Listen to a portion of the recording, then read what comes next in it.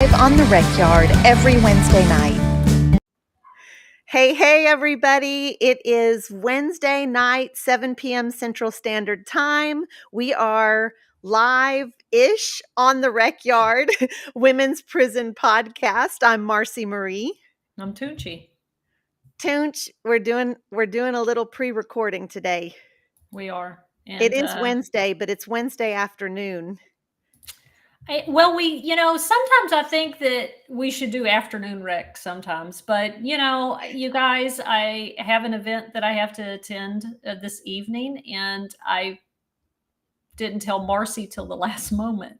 So, well, it's my schedule since, it's wide open since I have this 10-month-old and kindergartner and all my jobs that I juggle. It's fine. It's fine. Just it's whatever.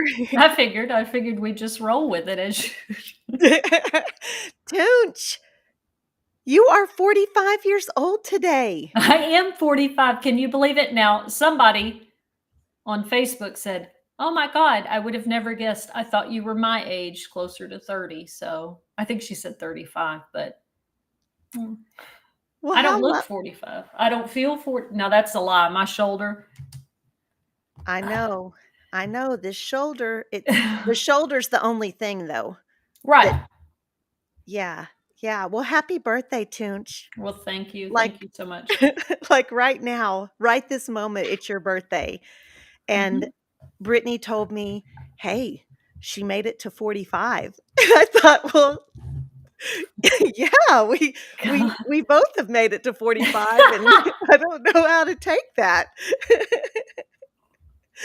But yeah. Well, just maybe because Brittany, she's been out with me on the town before, so she may have meant like, God, I don't know how you've survived this long doing dumb shit. And my wife did send you a shout out on Facebook, and it said something about wish I was there to hang with you like we did the night before my wedding. I'll have to look. Yeah, we'd sure be in trouble in Austin. Yeah. No, we're just gonna we're not probably gonna go there ever. We're probably just gonna keep you two separated. So tonight we are talking about prison commissary, and we'll throw in some jail commissary also. Commissary is necessary. That's a big saying in prison, and in Texas prisons, for absolute certainty, commissary is necessary. But before we do that, Toonchi, let's do a weekly recap. Toonch, that was almost on time. I feel like that was pretty perfect, though. Yeah, I'm getting better. Well, what about your week, Toonch? What's happened this week? Let me see. Well, Marcy, it feels like the month of January had crammed the entire year of 2024 into it. But so no, here lately I've been just at my desk, like meetings and all the things, like all the what I call the unsexy things, like answering emails and doing meetings, putting together, sunset stuff and just all that kind of stuff. Now, we did have a pretty long meeting about a reentry project that everybody wait for it and watch for it. It's gonna be a big thing. So we did meet with that. And then guess what I did afterwards? I said, you know what? I'm going to follow the advice of my coach at Just Leadership, and I'm going to stop working and stop thinking about it. And I said, Lori, I'm coming over. Let's go out to eat. Nice. So I went to Lockhart, which is not a thriving metropolis or anything, but it has a very nice little downtown. We had Mexican food. We went and had banana pudding. We had coffee. We played with our cat. We hung out. Somebody from prison called. Serena called. So we bullshitted with her, and we just hung out like friends without any work stuff. So that was very refreshing.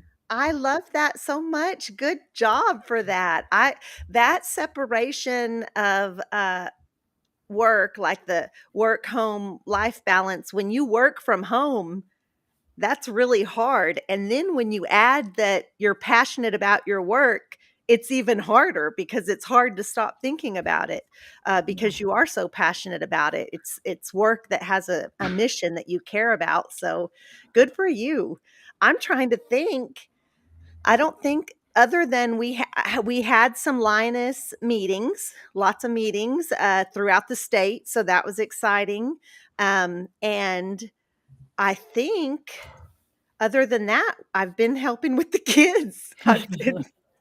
I mean, you should just like I put the baby in the playpen and go on the front porch to record a video real quick and then hop back in here. And I mean, it's a balance for certain, but I think it's getting easier. We had the 100th day of school today, so our little kindergartner got dressed up. He has a little gray mustache and some bushy gray eyebrows on, and I'm wondering how long through the school day they're going to last.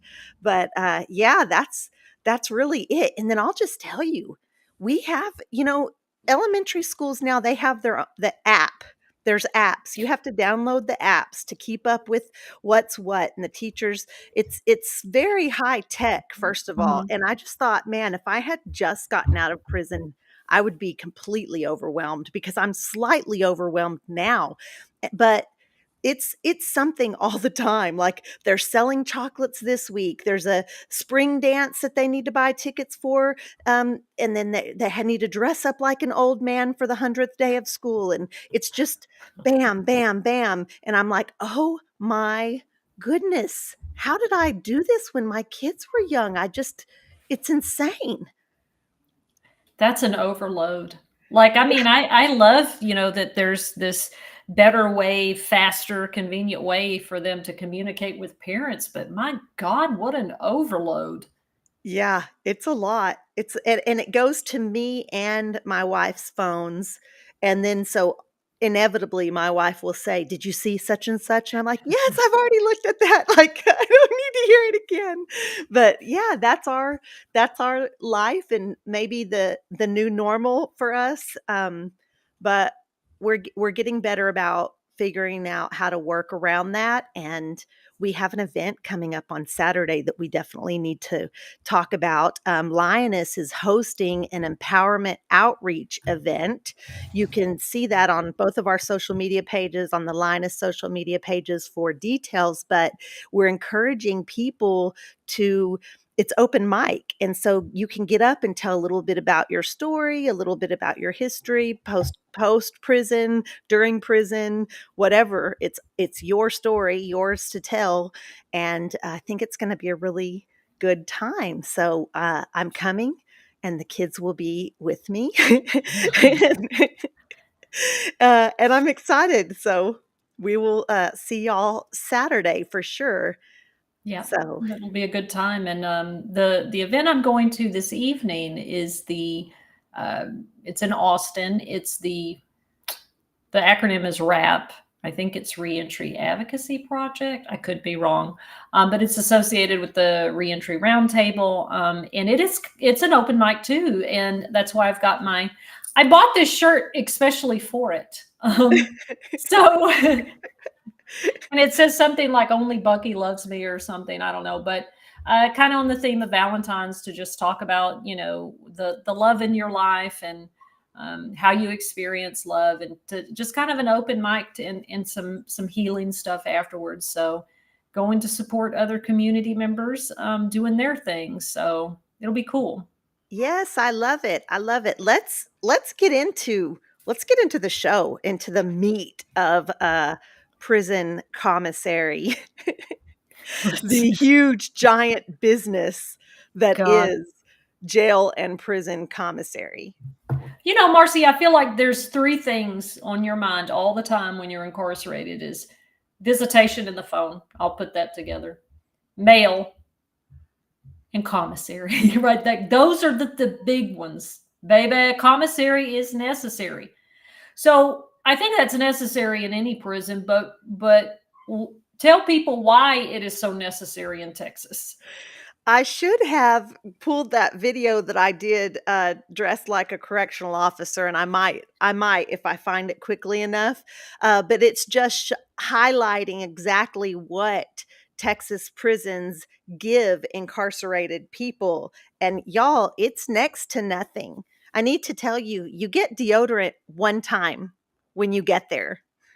That's it. And even then, it's that little roll-on antiperspirant. It's really not a good deodorant. Yeah, you one time, and then you don't get shampoo ever. You never get shampoo. I You mean, get unless a ministry donates it once a year, usually around Christmas. Yes, yes. No, I should have clarified, not from the state. Right. Thank goodness that there are some ministries, and there are 2 that we support that Linus members oversee, um, in their separate roles, right? But, uh, yeah, we definitely got shampoo sometimes then, and like you said, it was once a year at Mhm. Christmas, we got a bottle of shampoo that you stretched out. Girl, you Yeah. remember you remember first of all, you could use a tiny bit in there because the shampoo that you could purchase on Commissary didn't lather up. Right. So, you were used to washing your hair without all those bubbles and everything. Mhm, mhm. Uh, and let me tell y'all this story real fast. I get to the halfway house after I've been locked up 10 years. I've been using Commissary shampoo, or every now and then the tiny little bit of swab that I would treat myself to use out of the bottle that we got that Christmas.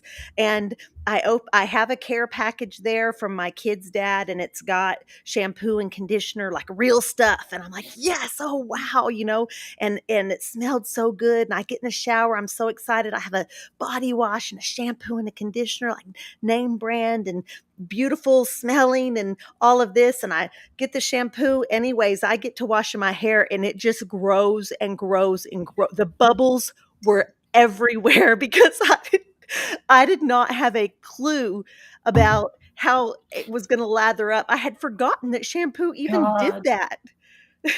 And you just were like, "Bleh." Yes. I just wanted it to smell good. I wanted it to, like, light the whole room up with that smell. I was so excited, and, it was out of control for sure. But anyways, yeah. Um, Well, you're right. Like well, we'll talk about the quality of the products in a second. But yeah, so TDCJ, Texas Department of Criminal Justice, is not, you're not getting much. You're getting that little bitty lye piece of soap. There you get 7 pieces, supposed to, if you get that, a roll of toilet paper, a razor, some tooth powder. Okay, it's like baking soda that you use to brush your teeth, a little bitty tiny toothbrush, and a black comb. And then if you're a woman, you get some pads and 7 tampons. Sometimes 12 if you're at a good unit, but that's it. That is it. That's it. So now, that's the hygiene part. The part about the chow hall, especially if you're at a bad unit that does not have good kitchen management, you are eating not very much. I know there's nutrition and calorie count, but Marcy, we both know you leaving that chow hall hungry. And if you've been working out in the fields, or you've been working some real manual labor, you are hungry. I remember being an 18-year-old and being so hungry at Lane Murray coming in from the fields that I would wake up in the middle of the night hungry. But I was young. I was much healthier, right? Like I was burning all those calories, and I was not eating enough in return, and I would wake up hungry. So you've got 2 things going on. You've got not enough hygiene products and not enough food. So guess what? Here, commissary is necessary. So you've got to be able, and you're not getting paid. You're not getting paid for your labor whatsoever. So you are completely dependent on people in the outside world to put money on your books, which we call your books. It's your account. yeah, I remember, first of all, let's say you eat lunch, like, at 11, and you eat dinner, like, at 4 p.m. So, at 8 and 9 p.m.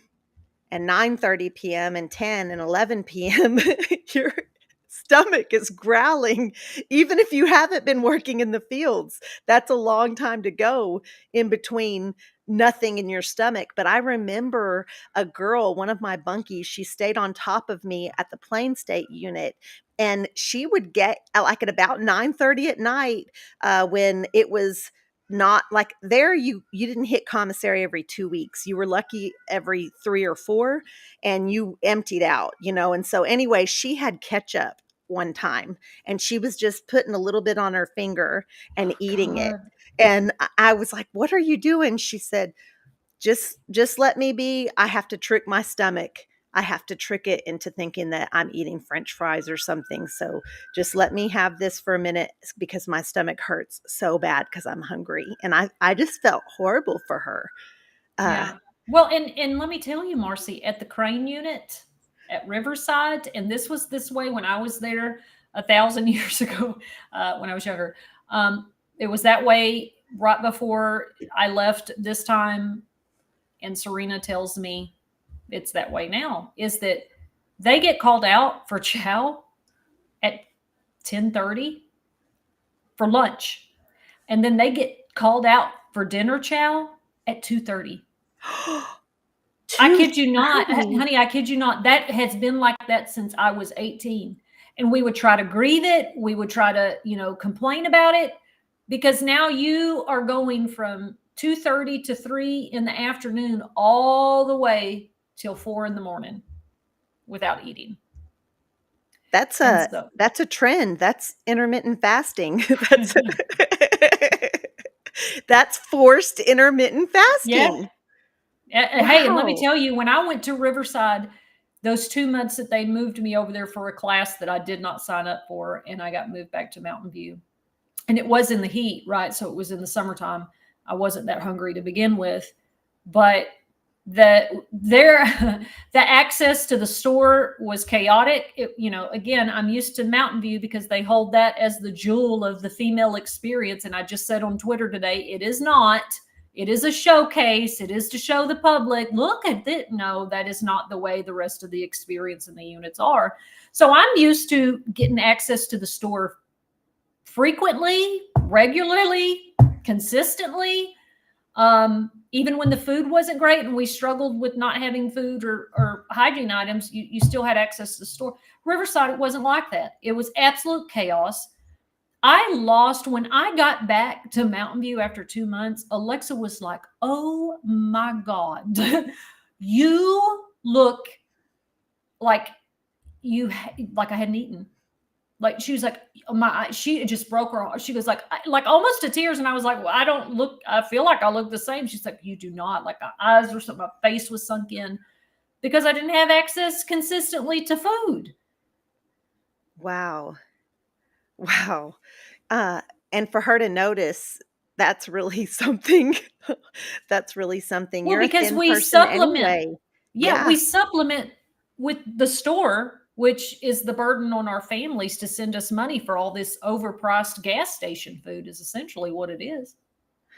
I found the video. I found the welcome video. Welcome to your new home. Every time you enter your cell, secure the door behind you. Don't pound or knock on the cell door. Don't yell out the mesh window. I have some supplies for you. Here's a towel roll. Inside your towel roll, you'll find some lye soap. This soap is for your hands, face, body, and hair.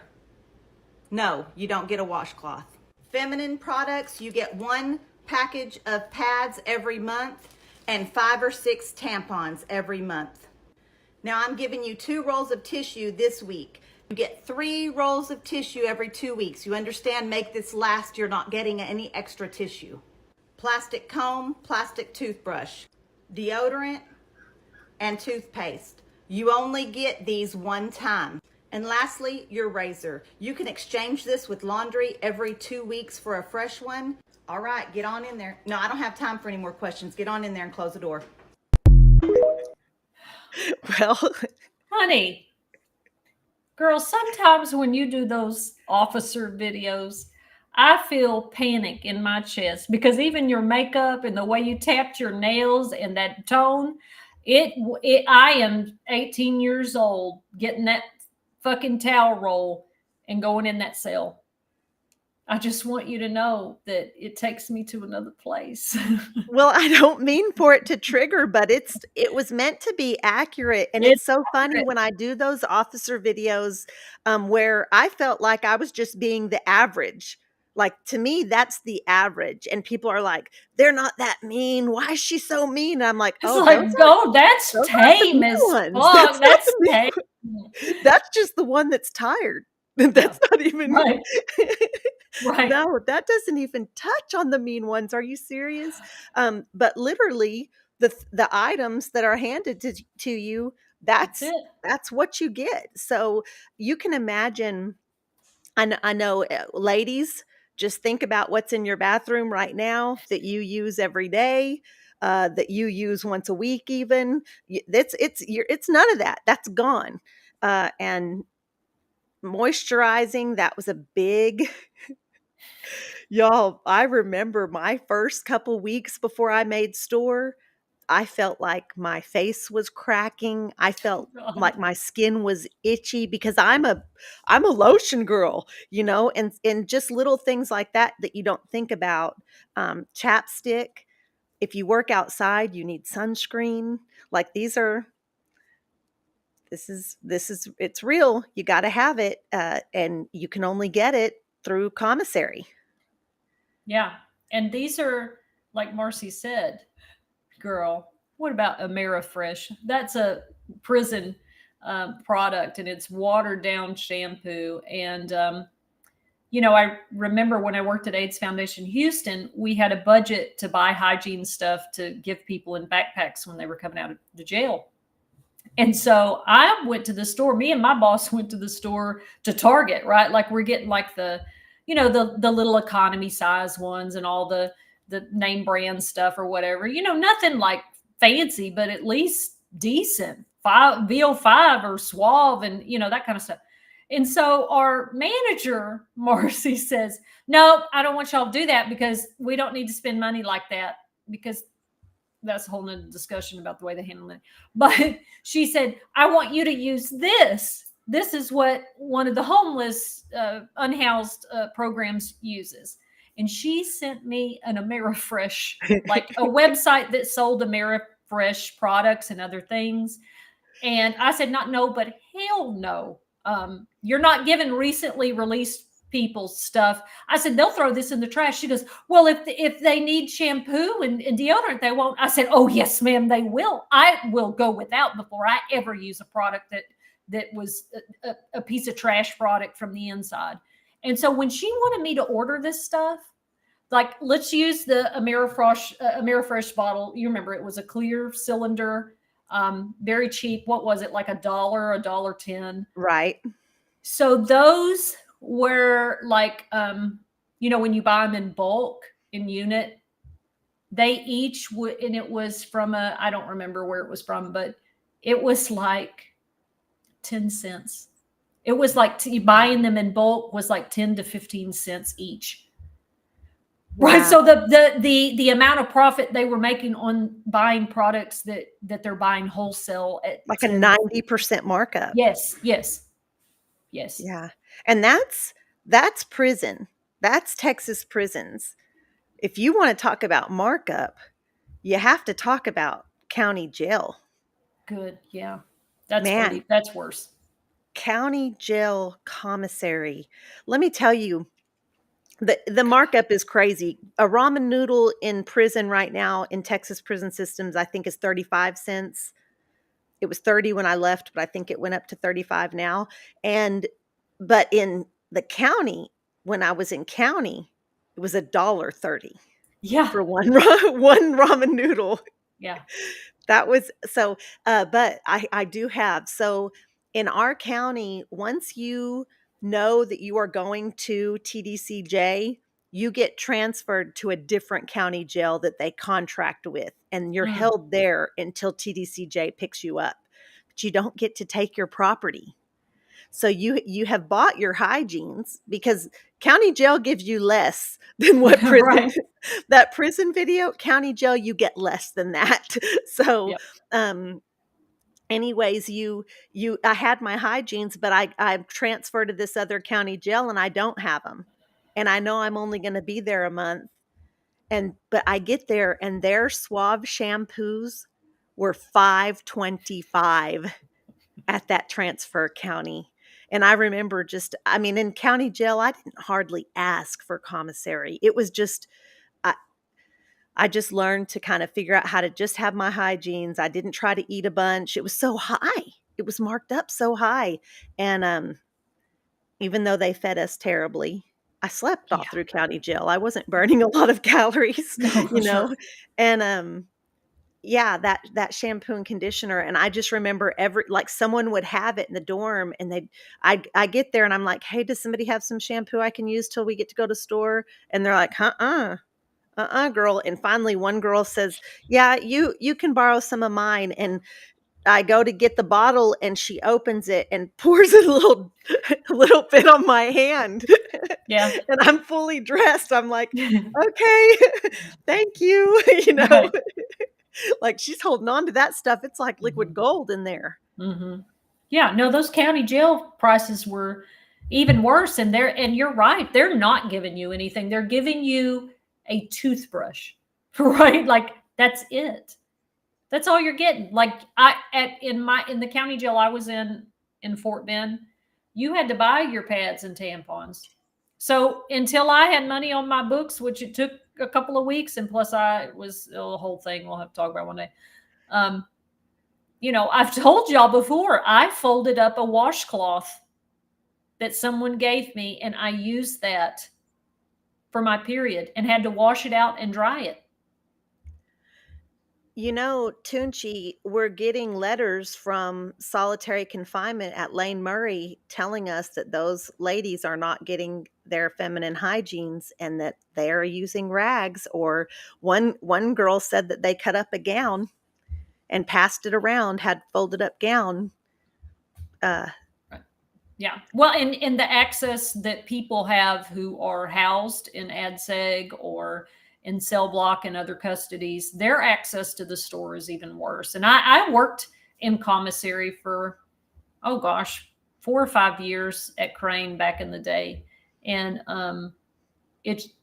they only get to go to the store once and their spend is lower. And at the time it was $30, and so you're trying to buy all of that. And it's to punish, right? But when you're having to utilize commissary to provide for your own basic needs.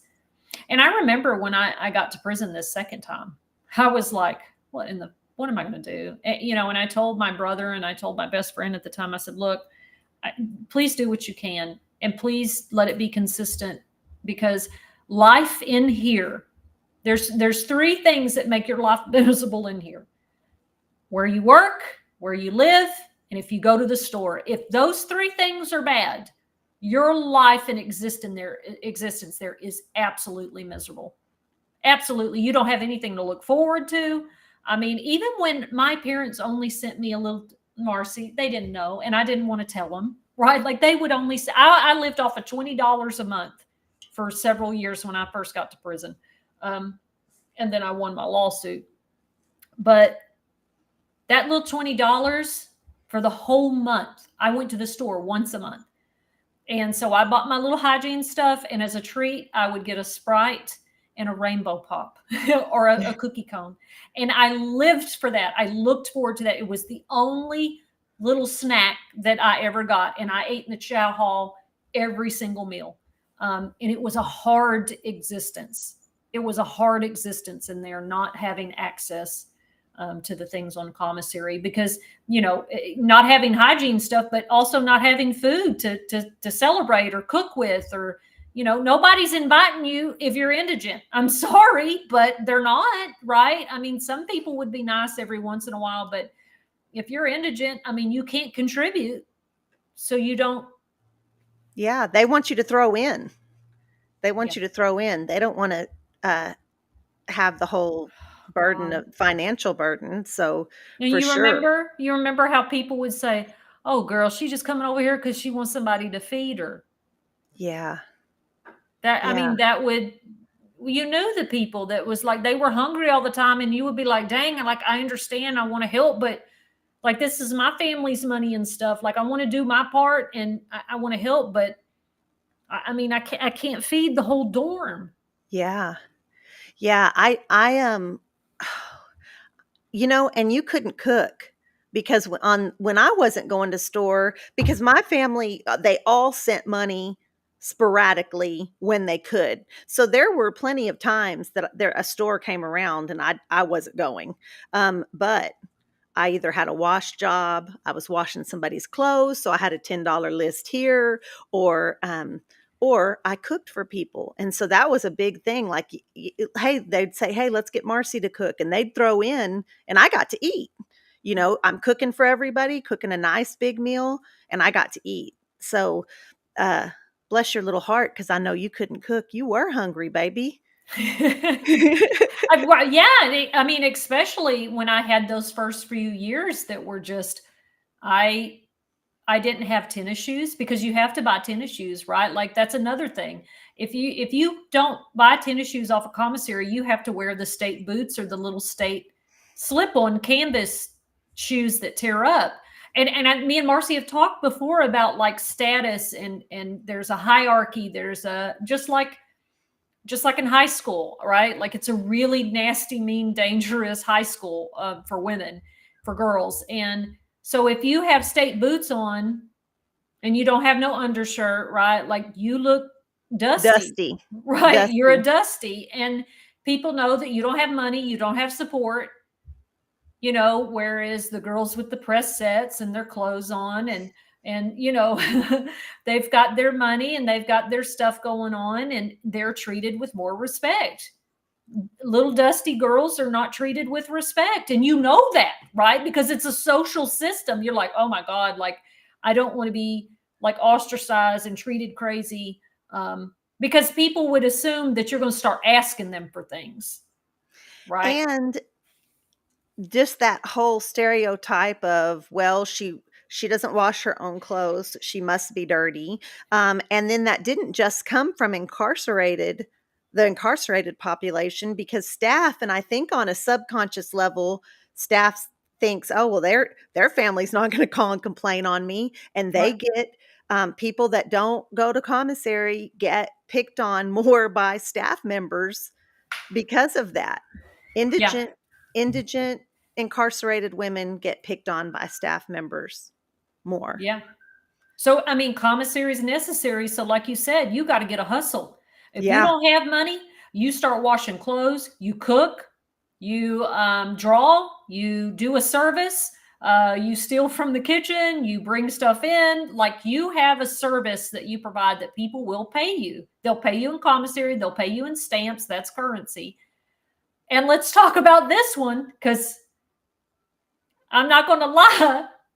I had a girlfriend around that time that had plenty, and I liked her, and we were together just because I liked her and she was hot and stuff, but she took care of me, right? So that too is a hustle. Love. Love. I Happy will Valentine's offer Day. you love if you keep my tummy full and my hair clean. You Yeah. buy me stuff and take care of me and all this. Yeah. There was a term that of course, trick, tricking. Oh, she's tricking her stuff off to so and so. Oh, you'd see girls in population sending, and that was me too, sending it to my wife when she was G4, sending big, full girl. Let me tell you about the scams we ran to get commissary to her, from population to medium custody dorm. I would load up a chain bag. I'd load up a whole chain bag of commissary, and whoever was going out early in the morning, once property started running, whoever was going out, I'd take them out to the street and hand it off to whatever G4, and they'd walk in like they'd been to commissary. And then they'd be like, Brittany, I got a package for you from your wife. And Brittany'd be like, send me everything that she'd write a note and tell me every single thing you sent, because I know this hoe took stuff from me. But I'm like, Well, even if she did, she hauled a whole commissary bag for Right. you. But those red chain bags, yeah, because they're hungry. G4s, medium custody, closed custody, they're hungry. You talked about spend limits. Their spend limits at that time was $30 every 2 weeks. Mm-hmm. That doesn't buy a whole lot of groceries, y'all, especially when you're talking about also feminine hygiene stuff, also regular hygiene stuff. I mean, it doesn't go very far, and not to mention writing supplies. Right. Right. So, I mean, because stamps would go up and up and up. And if you're writing handwritten, letters, I mean, God, what is a stamp now? 60, 70 I cents? don't know, it's high, but and sometimes those would come out of the spend, and then they'd change the policy, and they wouldn't for a little while, and we'd all celebrate, and then they'd come out of the spend again. And yeah, that was a whole mess. Now, Toonch, I already know we're not live at the moment, but I'm telling you right now, somebody in this chat has asked about how much money do you think someone incarcerated needs every month? I get that question all the time on my platforms. What do you think? Honestly, I mean, especially the way the prices are now, I just did Serena and Ecom, and it was easily $30, and it was not very much. It was basic hygiene. That Colombian bag of coffee, girl, that is over $4 now. Wow. And so, I mean, the I would say to be comfortable, $50 a week. 50 a week? Yeah. I to be comfortable. It And I would pushing it would be $40 a week. $80. That's almost a full spend. I think personally, I felt like it's a little less you could get by with, but maybe Well, not be as comfortable as you wanted, but still. well, do you mean just with hygiene? Because if you're talking hygiene and food, Well, okay, so let's say we know $40 a week would be ideal, but then say someone's budget is not going to allow that. Would their loved ones, because I think you could spend $50 a spend, which is $100 a month, and be okay, because then you would have your hygienes, and you would have enough to throw in if there was some kind of celebration, and you would have some noodles in your box to eat when you didn't want to go to the chow hall. And that would be like the survival amount and then that you wouldn't have to do any illegal activity, because y'all, all those hustles we talked about, they're against the rules. Traffic right. and trading, paying someone to wash your clothes, all of that is completely against the rules. Well, and I mean, I think that I'm being pretty generous because you know me, I live like a monk, and I lived that way in prison. I was Yeah. very conservative with my money and what I bought. I lived a lot off of beans, noodles, rice, and coffee and peanut Hmm. butter, like staple things that would last a long time. So, And coffee, y'all, it's I know people often ask me, like, why were you cared about coffee in there? Why did you want it? But I'll tell you what, that having a hot cup of coffee, a of course, we drink coffee all day long in there, but and out here, as it mhm. turns out, but that first cup in the morning when you're still kind of waking up and it's hot, and when you smell it, I mean, it's the whole experience of a cup of coffee. It takes you to the free world for that little moment. And even when I was broke and I didn't have sweetener and creamer and cappuccino to make a sexy cup, even when it was just a John Wayne cup of coffee, that black coffee, baby, it still was so important to my mental health. Coffee helped my mental health. I agree. Like y'all, I didn't even so this second incarceration, the second 10 years, is when I started drinking. I never drank coffee before. My family grew up drinking coffee, around the table after church and all that stuff. Never had any thought of it, I drank Dr. Pepper, right? So, and which is far less healthy for you. But Marcy, I was trying to save money and I'm like, I can't, plus space in my box, I can't buy Dr. Pepper like this. Somebody said, well, if you want the caffeine, and I needed the caffeine, right? And she said, well, just drink coffee. And I was like, I've never had coffee. And there is something about a cup of coffee in prison that you just, like, you live for mail. You live for a cup of coffee. Everybody that knows me now knows that wherever I'm at, what time of day, night, I have my comfort cup of coffee. It's there. I don't know how to explain it. Watching TV in the day room, doing your letters, meditating. Halfway, when I would have to stay at the library, Marcy, there was one day, there was one day a week where I had to stay there the whole day. Okay. Bless your heart. Bless my heart, right? So that was our Thursday that we had 2 classes back to back that we had to do. And so we would sneak in coffee so that we could do coffee shots, and we looked forward to it all day long. So, like, I cannot imagine being incarcerated and not having, and then when Serena calls me and says, I don't have no more coffee, can you, and so I have to roast her, right? I'm like, bitch, you don't ever run out of a bag of coffee. No, you stock up. Yes. You stock up. If you are going to store consistently, you should have several bags in your box at all time. And those, y'all, can we talk about the coffee hustle that people do? They will, now the coffee we're talking about, y'all, there's 2 brands, 2 different kinds. There's a cheaper one and a more expensive one. And every now and then they would have a special and throw in a nicer, it'd be a nicer one. But the 2 ones that were consistent, and they were both instant. One was like powder instant. It was like just baby powder, that consistency. And it was the cheap one. And it might put some hair on your chest, honestly.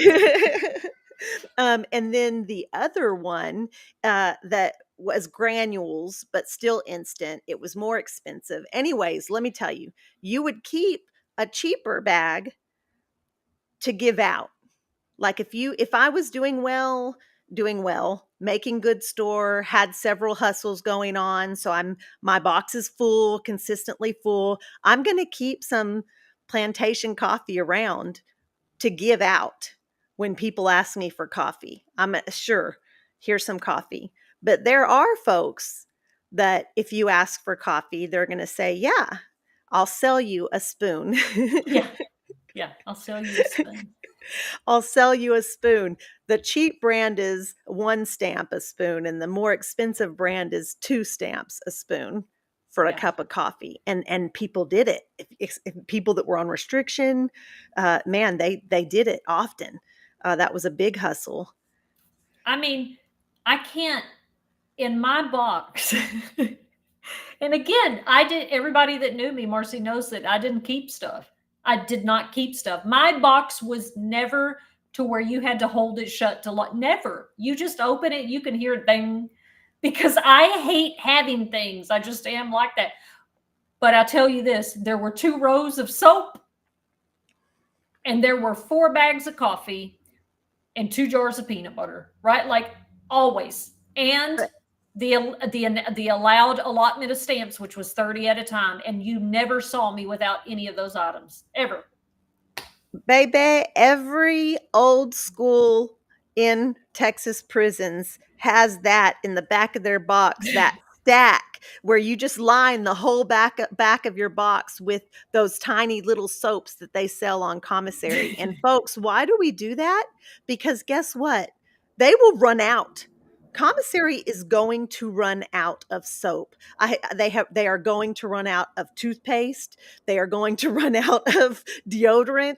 We have been through that enough times to know we have to have not only what we're using now, but a backup. And a lot of folks get out of prison, and that's something that they do is still kind of hoard hygiene items. And I'm like, hey, HEB is right up the road. We don't have to have 5 deodorants in the cabinet. Marcy, when I got out of prison after the first 10 years, and my girlfriend, her name was Gina, If she's watching, hello, Gina. We're finally talking again, so that's nice. So, Hi, Gina. so we were living in Houston, right? And we had our apartment, and she walks in, and I've got a notepad and a pen, and I'm writing stuff down. I'm looking in the cabinets, and she goes, "Honey, what are you doing?" I said, "I'm making a list for the grocery store." And she was like, "Okay, we have shampoo." I said, "I know, but we only have a half a bottle, so I'm going to get 2 more, and then I've got 2 more of this." And she was like, "Jennifer, the HEB is literally across the street and the Walmart is next door. There's not going to be a shortage of shampoo in Houston." Right. And I was like, oh my gosh. Like, God bless. Now, do I still kind of do that? I do that with coffee still. You've seen my apartment. You've opened my fridge. There's nothing in there. Yeah, you absolutely don't do it with food. I know if I'm staying with you, I have to go grocery shopping on the way. 'Cause But guess what? There's 2 things of coffee in that cabinet. are there sugar cubes? Yes, I put your sugar in a Ziploc bag. And I Okay. told Marcy one day, I said, "Guess what? Your sugar that you bought is still here. I didn't throw it away." She goes, "Why would you? It's mine." Yeah, that's right. I drink my coffee with sugar, and you don't keep sugar in your house.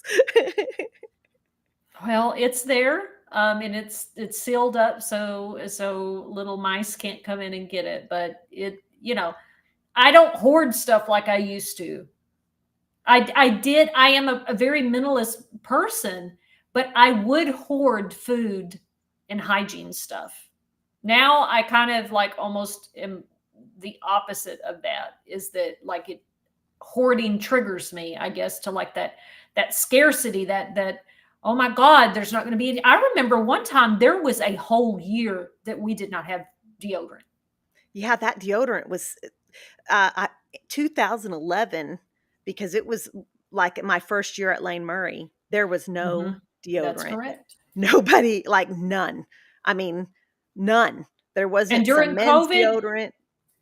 the girls didn't have toothpaste for a long time either. Mm-hmm. Yeah, I've been through all of that. And we cannot not talk about, if we're talking about commissary, we have to talk about the folks in prison that run their own store. It's the after commissary store. And those folks would load their boxes and rent out other people's boxes. And when I say box, I mean the compartment that is welded onto the bottom of a bunk in Texas prisons, where Texas incarcerated folks would keep their stuff. And if you had space in your box and you didn't go to store, you could move all your stuff to one side and rent half of your box out to people that had an abundance of stuff. And you'd be like, yeah, for $5 a spend, you can use half of my box. And then you'd make, Now, yeah, tell me. Marcy, how often did you see people?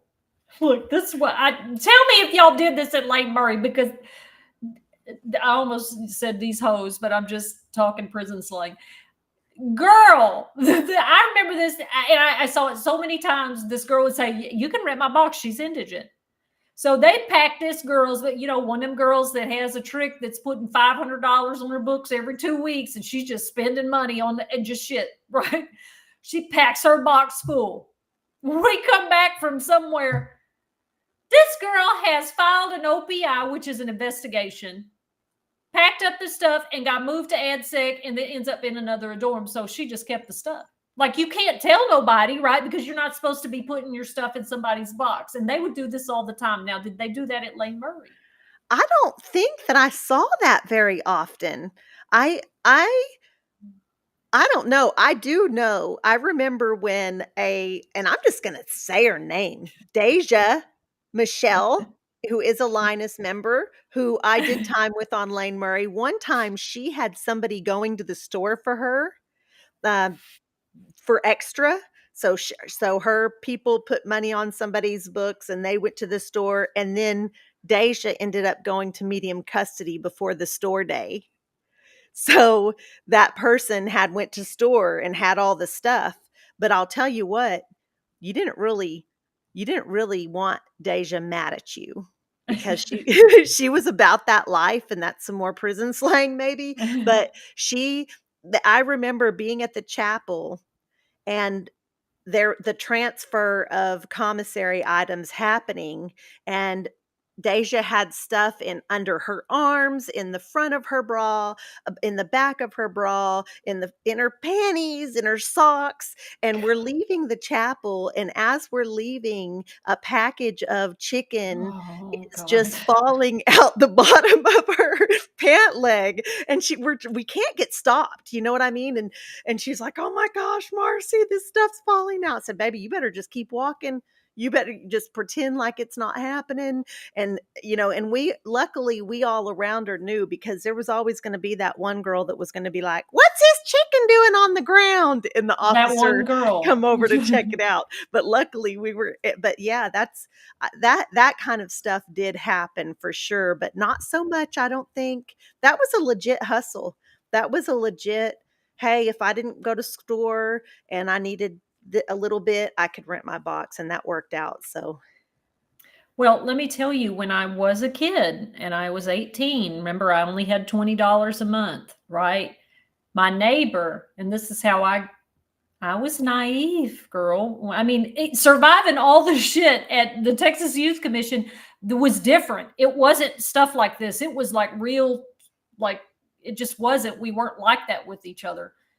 But I get to prison and I'm like naive and dumb, right? And so this girl says, "Hey, my girlfriend will put $50 on your books, and you can keep 25 of it and I'll get 25 of it." And I was like, "Oh, okay." It made sense to me. And I was like, "Oh, wow, I would have an extra $25.